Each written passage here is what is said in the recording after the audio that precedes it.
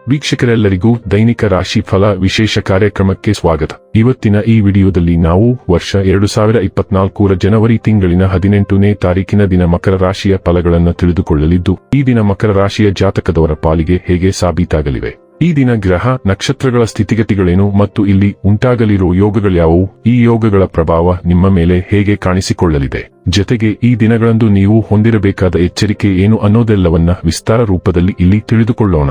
ಮಾಹಿತಿ ತಿಳಿದುಕೊಳ್ಳುವುದಕ್ಕೂ ಮುನ್ನ ನಮ್ಮ ವಿನಂತಿ ಎಂದರೆ, ನೀವಿನ್ನೂ ನಮ್ಮ ಚಾನೆಲ್ ಸಬ್ಸ್ಕ್ರೈಬ್ ಮಾಡಿಲ್ಲವೆಂದರೆ ದಯವಿಟ್ಟು ಈಗಲೇ ನಮ್ಮ ಚಾನೆಲ್ ಅನ್ನ ಸಬ್ಸ್ಕ್ರೈಬ್ ಮಾಡಿ. ಹಾಗೆ ನಿರಂತರ ವಿಡಿಯೋ ಅಪ್ಡೇಟ್ಸ್ಗಳಿಗಾಗಿ ಪಕ್ಕದ ಬೆಲ್ ಐಕಾನ್ ಕ್ಲಿಕ್ ಮಾಡಿ. ವೀಕ್ಷಕರೇ, ದೈನಿಕ ರಾಶಿ ಫಲಗಳನ್ನು ತಿಳಿದುಕೊಳ್ಳುವುದಕ್ಕೂ ಮುನ್ನ ಈ ದಿನ ಗ್ರಹ ನಕ್ಷತ್ರ ತಿಥಿಗಳ ಮಾಹಿತಿ ಮತ್ತು ಯೋಗಗಳ ಕುರಿತು ನೋಡೋಣ. ಈ ದಿನವು ಗುರುವಾರದ ದಿನವಾಗಿರಲಿದ್ದು, ಪುಷ್ಯ ಮಾಸದ ಶುಕ್ಲ ಪಕ್ಷದ ಅಷ್ಟಮಿಯ ತಿಥಿ ಇರಲಿದೆ. ಅಷ್ಟಮಿ ತಿಥಿಯು ಈ ದಿನ ರಾತ್ರಿಯ 8:44 ಇರಲಿದ್ದು, ನಂತರದಲ್ಲಿ ನವಮಿ ತಿಥಿ ಪ್ರಾರಂಭವಾಗಲಿದೆ. ಜೊತೆಗೆ ಈ ದಿನ ರಾತ್ರಿಯ 2:58 ಅಶ್ವಿನಿ ನಕ್ಷತ್ರದ ಗೋಚರವಿರಲಿದ್ದು, ನಂತರದಲ್ಲಿ ಭರಣಿ ನಕ್ಷತ್ರದ ಗೋಚರ ಪ್ರಾರಂಭವಾಗಲಿದೆ.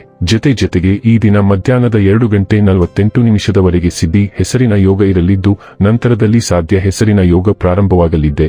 ಇನ್ನು ಚಂದ್ರದೇವನು ಈ ದಿನ ಮೇಷರಾಶಿಯಲ್ಲಿ ಗೋಚರಿಸಲಿದೆ. ಅದೇ ಸೂರ್ಯದೇವನು ಈ ದಿನ ಮಕರ ರಾಶಿ ಗೋಚರಿಸಲಿದ್ದಾನೆ. ಇನ್ನು ಈ ದಿನದಂದು ಅಭಿಜಿತ ಮುಹೂರ್ತವು ಮಧ್ಯಾಹ್ನದ 12:07 ಇಂದ ಮಧ್ಯಾಹ್ನದ 12:53 ಇರಲಿದೆ. ಇದು ಈ ದಿನದ ಗ್ರಹ ನಕ್ಷತ್ರ ತಿಥಿಯ ಕುರಿತಾದ ಮಾಹಿತಿಯಾಗಿದ್ದು, ಇದರ ಆಧಾರದ ಮೇಲೆ ನಿಮ್ಮ ದಿನಚರಿಯಲ್ಲಿಯೂ ಬದಲಾವಣೆ ಕಂಡು ಬರಲಿದೆ. ಇನ್ನು ಈಗ ಈ ದಿನದ ಮಕರ ರಾಶಿಯ ಫಲಗಳ ಕುರಿತು ನೋಡುವುದಾದರೆ, ಅಸಾಧ್ಯವಾದ ಅನಗತ್ಯ ಚಿಂತನೆಯಲ್ಲಿ ನಿಮ್ಮ ಶಕ್ತಿ ವ್ಯರ್ಥ ಮಾಡುವ ಬದಲು ಅದನ್ನು ಸರಿಯಾದ ದಿಕ್ಕಿನಲ್ಲಿ ಬಳಸಿ. ಇಂದು ನಿಮಗೆ ಹಣದ ಲಾಭವಾಗುವ ಪೂರ್ತಿ ಸಾಧ್ಯತೆ ಇದೆ.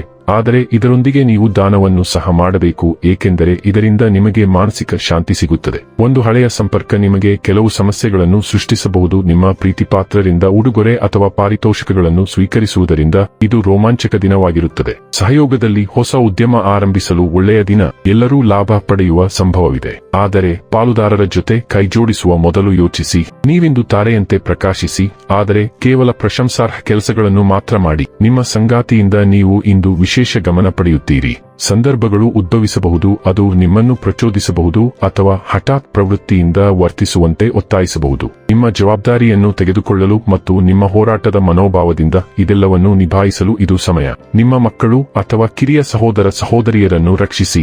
ನೀವು ಸಮಾಜದ ಜನರೊಂದಿಗೆ ಚೆನ್ನಾಗಿ ಬೆರೆಯಲು ಸಾಧ್ಯವಾಗುತ್ತದೆ ಮತ್ತು ಅವರು ನಿಮಗೆ ನೀಡುವ ಆತ್ಮೀಯ ಸ್ವಾಗತದಿಂದ ನೀವು ಆಶ್ಚರ್ಯಚಕಿತರಾಗುವಿರಿ. ಆರೋಗ್ಯ ಮತ್ತು ಸ್ವಾಸ್ಥ್ಯ ಬಗ್ಗೆ ತಿಳಿದುಕೊಳ್ಳೋಣ. ನೀವು ಇಂದು ಅಜೀರ್ಣಕ್ಕೆ ಸಂಬಂಧಿಸಿದ ಸಮಸ್ಯೆಗಳಿಂದ ಬಳಲುತ್ತಿರಬಹುದು, ಆದರೆ ನಿಜವಾದ ಸಮಸ್ಯೆ ಇರುವುದು ನಿಮ್ಮ ಜೀರ್ಣಾಂಗ ವ್ಯವಸ್ಥೆಯಲ್ಲಿ ಅಲ್ಲ, ಆದರೆ ಈ ಆರೋಗ್ಯ ಸಮಸ್ಯೆಗಳ ಮೂಲಕ ಅಭಿವ್ಯಕ್ತಿ ಕಂಡುಕೊಳ್ಳುವ ಆತಂಕ ಮತ್ತು ಉದ್ವೇಗದಿಂದ ಎಂದು ನೀವು ಅರಿತುಕೊಳ್ಳಬೇಕು. ಆದ್ದರಿಂದ ನಿಮ್ಮ ಆಹಾರ ಪದ್ಧತಿಯನ್ನು ಬದಲಾಯಿಸುವ ಬದಲು ಮಾನಸಿಕ ವ್ಯಾಯಾಮ ಮತ್ತು ಒತ್ತಡ ಬಿಡುಗಡೆ ತಂತ್ರಗಳನ್ನು ಅಳವಡಿಸಿಕೊಂಡರೆ ನೀವು ಹೆಚ್ಚು ಪ್ರಯೋಜನ ಪಡೆಯುತ್ತೀರಿ. ಉಸಿರಾಟದ ವ್ಯಾಯಾಮಗಳು ವಿಶೇಷ ಸಹಾಯ ಮಾಡಬಹುದು. ಡೈಲಿ ಲವ್ ಮತ್ತು ರಿಲೇಶನ್ಶಿಪ್ ಬಗ್ಗೆ ತಿಳಿದುಕೊಳ್ಳೋಣ. ಮೂಲೆ ಮೂಲೆಯಲ್ಲಿ ಸಂಭ್ರಮ. ವಿವಾಹಿತರಿಗೆ ವೈಯಕ್ತಿಕ ನೆರವೇರಿಕೆಯ ಮೇಲೆ ಹುರಿದುಂಬಿಸಬಹುದು, ಮತ್ತೊಂದು ವರ್ಷದ ಒಗ್ಗೂಡಿಸುವಿಕೆಯನ್ನು ಪೂರ್ಣಗೊಳಿಸಬಹುದು ಅಥವಾ ಅವರ ಕುಟುಂಬದಲ್ಲಿ ಹೊಸ ಮಗುವನ್ನು ಹೊಂದಿರಬಹುದು. ನಿಮ್ಮಲ್ಲಿ ಅವಿವಾಹಿತರಾಗಿರುವವರು ನಿಮ್ಮ ವಿರುದ್ಧ ಹಿಂದಿನಿಂದಲೂ ತೀವ್ರವಾಗಿ ವಿರೋಧಿಸುತ್ತಿರುವ ಕುಟುಂಬದಿಂದ ತಮ್ಮ ಸಂಬಂಧವನ್ನು ಅನುಮೋದಿಸುವಂತೆ ತೋರುತ್ತಿದೆ. ವೃತ್ತಿ ಮತ್ತು ಹಣ ಬಗ್ಗೆ ತಿಳಿದುಕೊಳ್ಳೋಣ.